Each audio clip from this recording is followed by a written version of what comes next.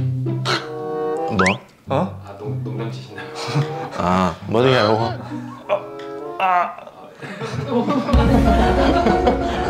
뭐고 이게? 방송을 하는 친구 같아. Is that okay? Want me to do? Is that okay? Hi guys, my name is Brian and right now I am at Braun Plastic Surgery Clinic sitting with Dr. Kim and I'm going to be asking Dr. Kim some questions I have about face contouring. Is that okay or should I do it again? Okay. Is there a difference between male contouring and female contouring?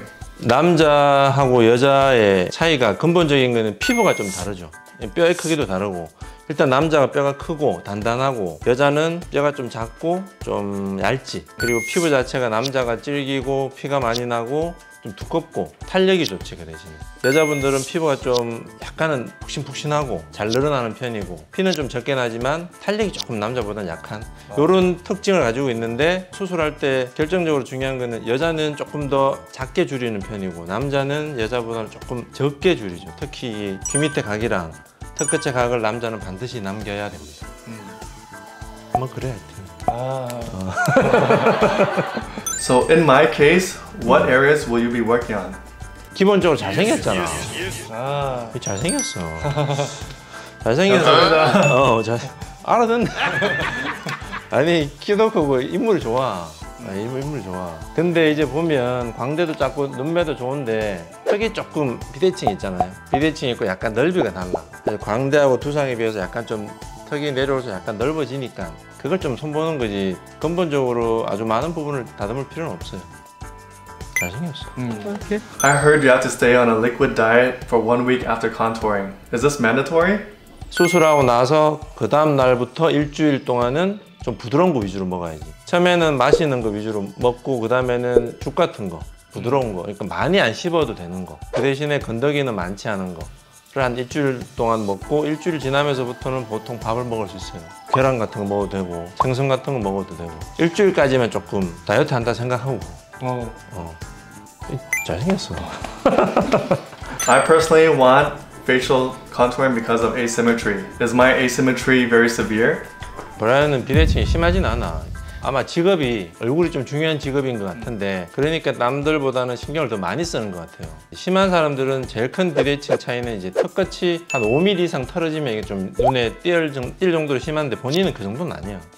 본인이 그걸 되게 좀 이제 중요하게 생각하고 하니까 비대칭을 교정하는 건 당연히 중요하지 본인한테는. What exactly is facial asymmetry?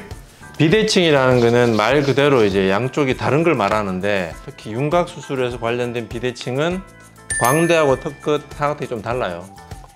광대 같은 경우는 높낮이, 양쪽의 넓이 차이, 튀어나온 정도 세 가지를 기준으로 하고 턱끝 같은 경우는 한쪽으로 털어진 경우 그 다음에 턱끝의 양쪽의 길이가 다른 경우 크게 두 가지고 사각턱은 길이와 그 다음에 양쪽의 폭이 다른 거 길이는 귀 밑에서부터 길이도 있고 턱 끝에서부터 여기까지 뒤쪽 길이도 있어요. 한 요 세 가지 정도 비대칭을 판단할 때 사용합니다.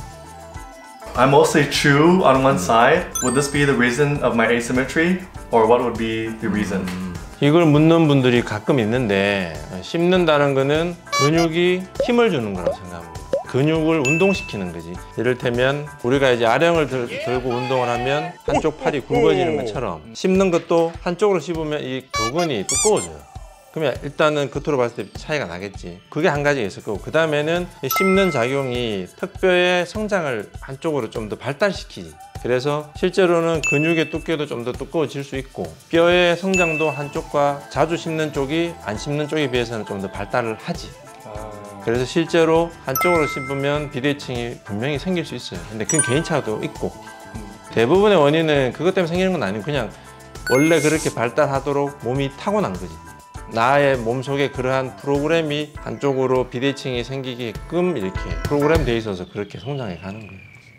What areas are most common and visible when it comes to facial asymmetry?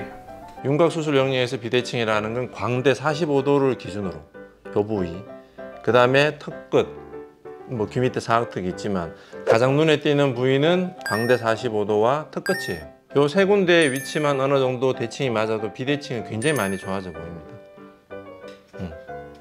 그래. In my case, which areas are most asymmetric? 나 바로 한번 앉아볼까? 이 정도면 대칭이 굉장히 잘 맞지. 일단 눈동자의 높이가 거의 괜찮아요. 광대 폭도 대칭이 좋은 편이고, 남아있는 건 여기인데 턱끝이 일단 턱끝이 왼쪽으로 털어져 있고 턱끝의 길이가 양쪽이 달라.